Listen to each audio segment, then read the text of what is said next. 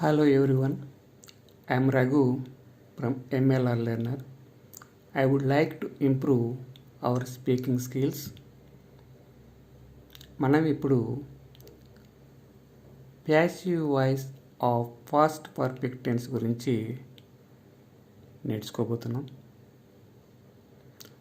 All rules are same like simple tenses. అంటే మనం ఇంతకుముందు 3 సింపుల్ టెన్సెస్లో నేర్చుకున్నటువంటి రూల్సే అన్నీ ప్యాసివ్ వాయిస్ వర్తిస్తాయి. అంటే దీనికి కూడా 3 perfect tenses have same V forms. నాకు పర్ఫెక్ట్ టెన్సెస్ 3 ఉన్నాయి. ఈ మూడింటికి కూడా వి ఫార్మ్స్ ఒకటే ఉంటుంది.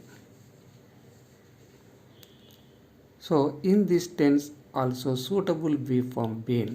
కాబట్టి ఈ టెన్స్లో కూడా అంటే పాస్ట్ పర్ఫెక్ట్ టెన్స్లో కూడా వి ఫామ్ బీనే ఉంటుంది.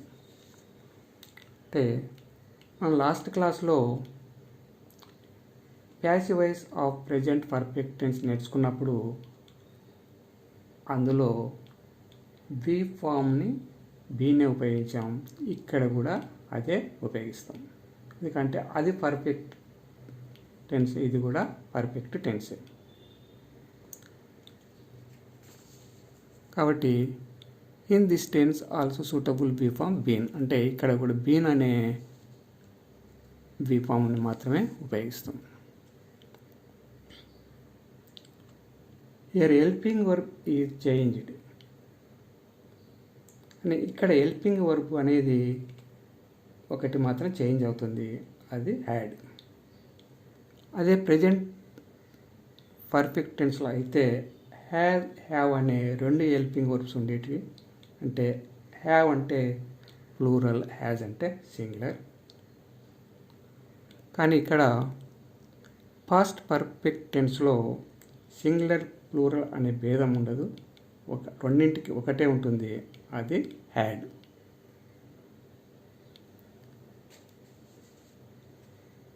ఇక్కడ ఈ సెంటెన్సెస్ ప్రజెంట్ పర్ఫెక్ట్లో తీసుకున్నటువంటివే అదే సెంటెన్స్ని ఇక్కడ తీసుకోవడం జరిగింది. మనకు ఈజీగా అవగాహన చేసుకోవడానికి అవకాశం ఉంటుందని. ఇక్కడ హెల్పింగ్ వర్బ్ ఒకటి మాత్రమే చేంజ్ చేయడం జరిగింది.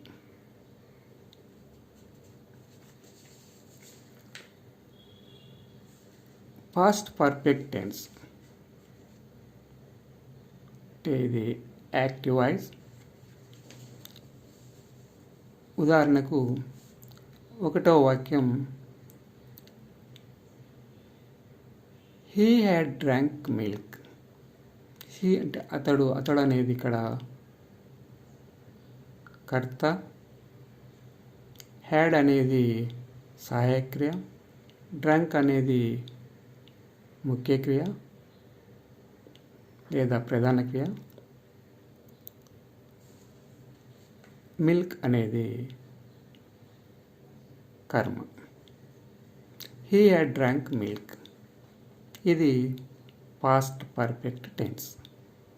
దాన్ని ప్యాసివ్ వాయిస్లోకి మార్చినప్పుడు milk had been drunk. He had drank milk అంటే అతడు పాలు తాగినాడని, మిల్క్ హ్యాడ్ బీన్ డ్రంక్ అంటే పాలు తాగబడినవి. 2వ ఉదాహరణలో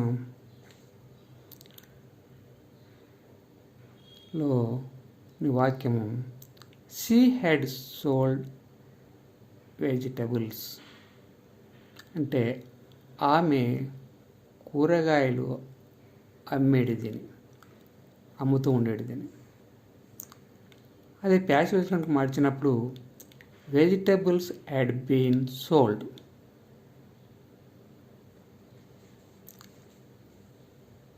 మూడవ వాక్యంలో వీ హ్యాడ్ ఈటెన్ యాపిల్స్ అంటే మేము యాపిల్స్ని తినినామని. ప్యాసివ్ వాయిస్లో యాపిల్స్ హ్యాడ్ బీన్ ఈటెన్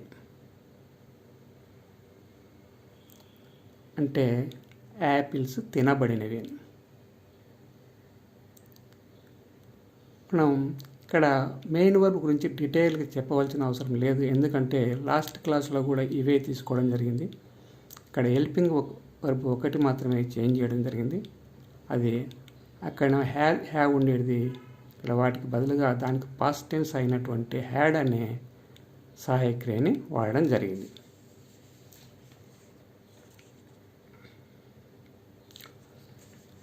వాస్తవానికి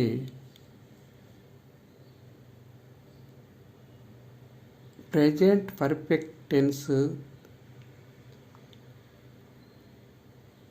simple past tense, past perfect tense ఈ మూడు కూడా అయిపోయినటువంటి యాక్షన్స్, అంటే జరిగిపోయినటువంటి కాలంలోని యాక్షన్స్, అంటే జరిగిపోయిన పనులు. ప్రెజెంట్ పర్ఫెక్ట్ టెన్స్ అంటేనేమో రీసెంట్ పాస్ట్, అంటే ఇప్పుడిప్పుడే జరిగిపోయినటువంటి కాలం అన్నట్టు.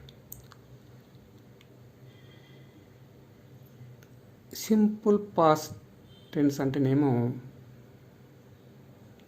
అది లాంగ్ పాస్ట్ యాక్షన్ లేదా లాంగ్ ఎగో, అంటే ఇంతకు ముందు జరిగిపోయినటువంటి కాలం.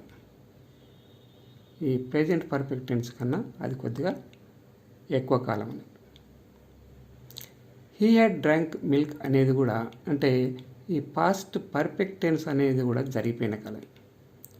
అంటే దానికి బదులుగా, అంటే సింపుల్ పాస్ట్ టెన్స్కి బదులుగా పాస్ట్ పర్ఫెక్ట్ టెన్స్ కూడా ఉపయోగించవచ్చు. అంటే రెండింటి అర్థం ఒకటే వస్తుంది కాబట్టి దీని ఉపయోగం ఇక్కడ అంతగా ఉండదు. ఈ విషయం మనం ఇంతకుముందు టెన్సెస్ నేర్చుకున్నప్పుడే నేర్చుకోవడం జరిగింది, కానీ పాస్ట్లో 2 యాక్షన్స్ ఉన్నప్పుడు ఇది అవసరం అవుతుంది. అంటే 2 యాక్షన్స్ ఉన్నప్పుడు ఫస్ట్ది పాస్ట్ పర్ఫెక్ట్ టెన్స్ ఉంటుంది, రెండవది సింపుల్ పాస్ట్ టెన్స్ ఉంటుంది.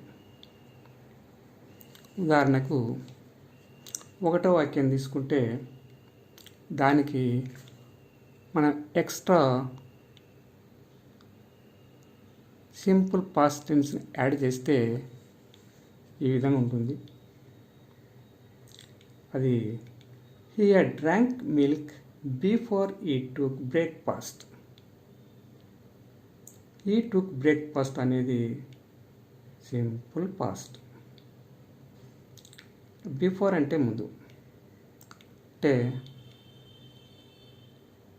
అతడు ఈ పాలు త్రాగడము మరియు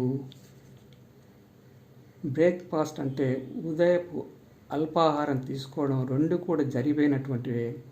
కాకపోతే ఈ అల్పాహారం తీసుకోవడం అనేటువంటిది తర్వాత జరిగింది, పాలు తాగడం అనేటువంటిది ముందు జరిగింది. కాబట్టి అది పాస్ట్ పర్ఫెక్ట్ టెన్స్లో ఉండాలి. తర్వాత జరిగినటువంటిది సింపుల్ పాస్ట్ టెన్స్లో ఉండాలి. అప్పుడు he had drank milk before ఈ టుక్ బ్రేక్ఫాస్ట్, అంటే బ్రేక్ఫాస్ట్ కన్నా ముందు పాలు తాగడం జరిగింది అన్నది. దాన్ని ప్యాసివ్ వాయిస్లోకి చేంజ్ చేసినప్పుడు milk had been drunk before breakfast was taken, అంటే ఈ బ్రేక్ఫాస్ట్ తీసుకోవడానికన్నా ముందు పాలు తాగబడినవి. 2వ వాక్యంలో she had sold vegetables before she got corona. She had sold vegetables అంటే ఆమె కూరగాయలు అమ్మిడిది ఇప్పుడు బిఫోర్ షీ గాట్ కరోనా. ఆమె కరోనా అనేటువంటి వ్యాధి రాకముందు కూరగాయలు అమ్ముతూ ఉండేది.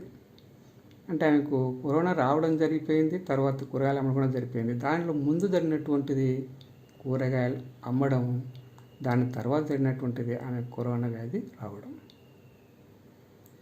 She had sold vegetables before she got corona. మనం దాన్ని ప్యాసివ్ వాయిస్లోకి మార్చినప్పుడు vegetables had been sold before corona was got. అంటే కరోనా వ్యాధి రావడానికన్నా ముందు కూరగాయలు అమ్మబడినవి. మూడో వాక్యంలో we had eaten apples before we ate bananas. Who had eaten apples అంటే మేము యాపిల్ తినడం జరిగింది. ఎప్పుడు? Before we ate banana. అంటే అరటిపళ్ళు తినడానికన్నా ముందు యాపిల్స్ తినడం జరిగింది. ఈ రెండు కూడా తినడం అనే పనులు జరిగిపోయినాయి. ముందు జరిగినటువంటి యాపిల్స్ తినడం, తర్వాత జరిగినటువంటిది బనానాస్ తినడం, అంటే అరటిపళ్ళని తినడం. దాన్ని ప్యాచులైజ్కి మార్చినప్పుడు apples had been eaten before bananas were eaten. ఇక్కడ బనానాస్ అనేది ప్లూరల్ ఉంది కాబట్టి ఇక్కడ వర్ అనే పాస్ట్ క్రియని ఉపయోగించడం జరిగింది. అంటే apples had been eaten before bananas were eaten. అంటే అరటి పండ్లు తినడానికన్నా ముందు యాపిల్ పండ్లను తినడం జరిగింది అని.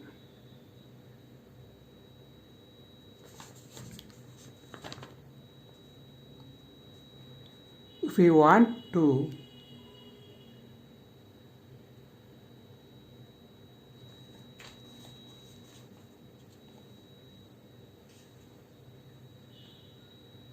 want to change negative sentence,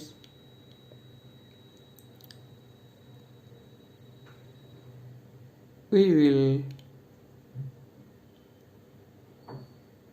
write not after helping verb in the active voice and passive voice.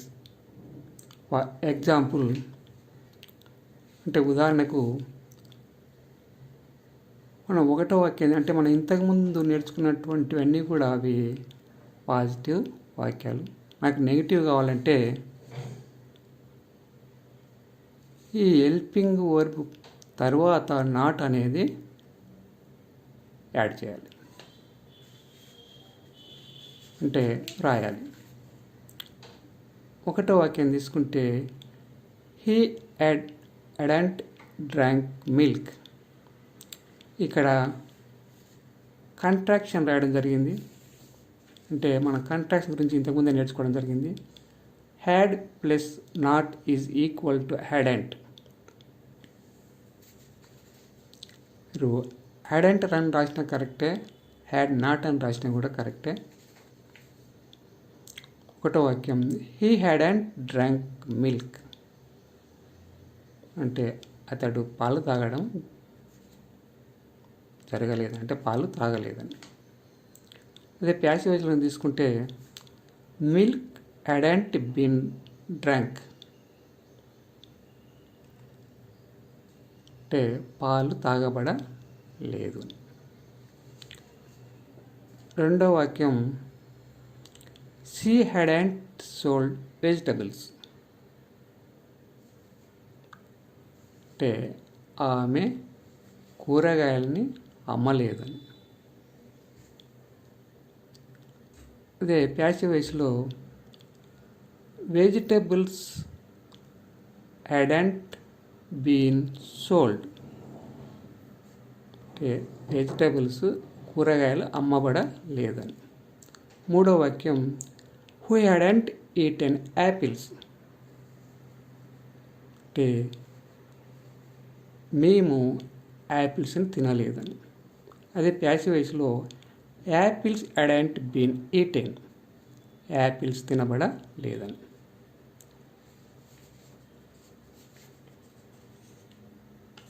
మనకు ప్రశ్నావాక్యం కావాలంటే ఈ హెల్పింగ్ వర్బ్ని సబ్జెక్ట్ కన్నా ముందు రాయాలి. ఉదాహరణకు ఒకటో వాక్యం తీసుకుంటే had he drank milk add question mark. అంటే అతడు పాలు త్రాగినాడని. అదే ప్యాసేజ్లో తీసుకుంటే had milk been drank add question mark. పాలు తాగబడినవా. రెండో వాక్యం had she sold vegetables add question mark. అంటే ఆమె కూరగాయలు అమ్మడం జరిగిందని. ప్యాసివైజ్లో హ్యాడ్ వెజిటబుల్స్ బీన్ సోల్డ్ అంటే కూరగాయలు అమ్మబడినవా. మూడో వాక్యం had we eaten apples add question mark. Passive voice అంటే మేము యాపిల్స్ తినడం జరిగిందా. ఇప్పుడు గతంలో, ఇప్పుడు కాదు, అంటే జరిపోయినటువంటి కాలం. అదే ప్యాసివ్ వాయిస్లో had apples been eaten add question mark అంటే యాపిల్స్ తినబడినవా అని. ఇదే విధంగా మనం మిగతా ఉపయోగకరమైనటువంటి మెయిన్ వర్బ్స్ని తర్వాత సబ్జెక్ట్స్ని తీసుకొని ప్రాక్టీస్ చేస్తే మనకు ఈ passive voice of past perfect టెన్స్లో సంపూర్ణమైనటువంటి అవగాహన కలుగుతుంది. Thank you.